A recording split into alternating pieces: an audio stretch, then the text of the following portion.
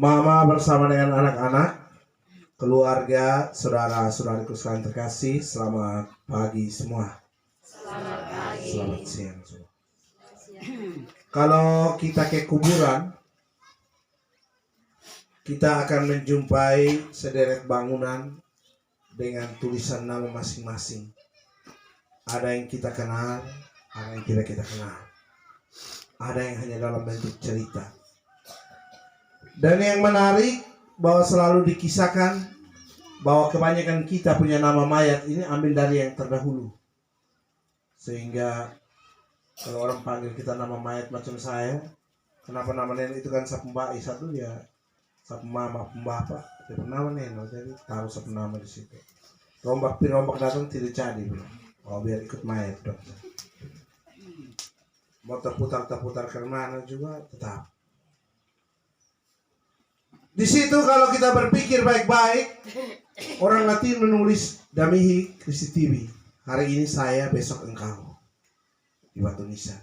Kalau kita pikir baik-baik, berarti kita ini sementara menunggu jadwal antrian. Karena semua panggilan di dunia ini adalah baik. Tetapi panggilan yang menyelamatkan, membebaskan, dan meluhurkan adalah sabda Tuhan, ikutlah aku. Ketika Tuhan memanggil kita setiap pribadi manusia dan mengatakan bahwa waktu Anda selesai di dunia, yang ada kita kemudian menjadi kenangan, nostalgia. Maka sebelum sampai kenangan nostalgia, sesungguhnya kita diajak untuk bagaimana kita merefleksikan hidup kita. Bahwa hidup ini adalah kesempatan yang perlu kita isi dari waktu ke waktu, hari ke hari. Selagi Tuhan kasih kita kesempatan, maka tugas kita adalah terus mengisinya dari hari ke hari, dari waktu ke waktu, dengan menjadi lebih diri sendiri. Lewi, pemungut cukai, itu adalah model tugas. Mereka ini biasa tukang tagih-tagih uang, tagih pajak, tagih apa. Tapi orang Yahudi cara tagih uang itu adalah dia tender dulu, baru dia yang keluar tagih. Kalau kita kondisinya kan bayar pajak langsung ke kantor desa atau ke perpajakan.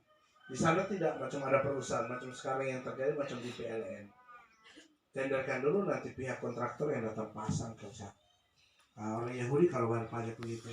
Tentu ketika tender itu ada kesalahan, kesulitan yang kemudian orang melihat Lewi itu sebagai sampah masyarakat. Badannya penuh dengan kotoran. Tetapi justru ketika Yesus lewat, Yesus omong pendek, mari ikutilah aku. Dia tinggalkan dia punya rumah, kantor, dan ikut Tuhan.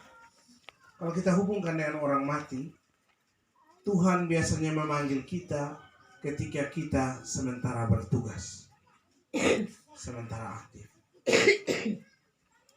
Tuhan memanggil kita di dalam peristiwa harian kita. Ada yang mati di kebun. Coba kita cek. Ada yang sakit. Karena mana baru sakit. Oh begini. Lepas dia ke Keva, tabrak motor, datang sembuh, kemudian yang tabrak itu muncul lagi, akhirnya sakit sampai dia mati. Ada yang bilang pi kebun, dia jatuh dari pohon, datang urut, setelah itu sakit lagi, mati. Macam-macam. Tuhan mau katakan apa? Tugas kita di dunia adalah setia pada tugas kita. Itu saja. Soal kapan Tuhan panggil, bila mana Tuhan panggil, itu keputusan Tuhan. Bisa jadi besok, siapa yang menyusul lagi? Lusa siapa lagi? Sebentar malam siapa lagi? Tergantung kita punya waktu. Tuhan catat di sana itu berapa tahun, berapa hari, berapa jam. Selalu saya katakan, kalau umur kita 50 tahun. Nah ini adalah 49 11 bulan. Berarti kita tinggal satu bulan kita mau buat apa? Tetapi yang menarik bahwa sampai hari ini Tuhan panggil kita itu selalu rahasia. Maka tugas kita adalah beriman sebagaimana Santo Paulus katakan. Mati dan bangkit bersama Kristus, kita hanya bisa mengimani. Karena ketika Tuhan panggil, tidak ada satupun di muka bumi yang dapat menghalangi. Saya teringat kisah kematian seorang. Katanya dia pergi berobat orang sakit. pulang dia mati di jalan. Kan dari segi logikanya dia orang lain dia bisa sembuhkan, apalagi dia pun diri sendiri. Tapi tidak bisa. Tuhan kalau sudah bilang selesai, tetap selesai. Maka kita di muka bumi tidak berhak untuk mengatakan bahwa ini itu.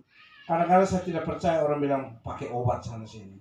Tuhan kalau dia bilang belum waktu, kita biar taruh obat sampai dan obat hilang juga. Saya ingat ketika saya sakit itu kan dukun datang berobat. Tapi di dokter tidak bisa, saya bilang kamu tahu orang pintar di sini. Satu waktu datang, saya lihat dia punya muka, saya bilang bisa Bapak. Dia bilang Allah tenang, kita pun obat ini ada 4 karung, ini macam-macam. Saya lihat dia punya muka ini, saya bilang, tapi maksudnya saya bisa sembuh. Dia bilang bisa, Allah tenang. Tidak mungkin. Besok pagi jam 3 dia ketok sopeng kamar. Romo bangun dulu, saya bilang kenapa? HP ada di mana Romo? Saya bilang ada di sudut, saya kenapa? Ini telepon mama dulu. Saya bilang buat apa? Datang jemput karena tadi malam kucing baku rabik siapa obat 3 jenis hilang. Saya bukannya telepon mama, saya telepon sopir hari pagi itu juga 5:30 antar saya ke rumah. Karena dukun yang kita percaya yang bisa buat kita sembuh, kalau dia sendiri obat hilang, kita yang lain mau apa lagi? Seperti itu. Atau kadang-kadang, maka tugas kita adalah itu. Yang ketiga, kematian ini tentu membawa kesedihan bagi keluarga. Siapapun yang alami kematian, air mata pasti jatuh.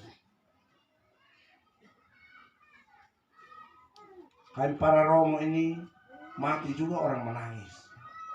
Kami yang para Romo kalau mengalami kematian juga kami menangis. Kadang-kadang kalau kita belum alami kematian, kita nasihat bilang apa ini, tidak. Kematian itu dia selalu membawa duka cita. 40 hari lalu tante meninggal, saya pergi, saya menangis. Jadi saya tanya, saya bilang, Romo cuma menangis? Saya pikir saya bisa menangis. Kita jangan sampai di sini ada tidak bisa menangis kan? Nah, kok bisa kaya kan? Terserah kok. Tetapi kita sebagai orang Katolik percaya bahwa Tuhan akan menghapuskan air mata. Setiap kehilangan, setiap ketiadaan, Tuhan selalu menggantikan dengan yang baik. Maka saya baru katakan bahwa kematian Bapak itu adalah sebuah kedewasaan. Ketika Bapak mati ini kan kita mulai berjuang sudah untuk hidup. Kalau Bapak masih hidup ini kan segala sesuatu kita terima dari Bapak. Bapak tidak ada mau tidak mau kita tanam kepala sendiri. Mau tidak mau. Mama ketika suami masih ada, tentu banyak hal suami kerja.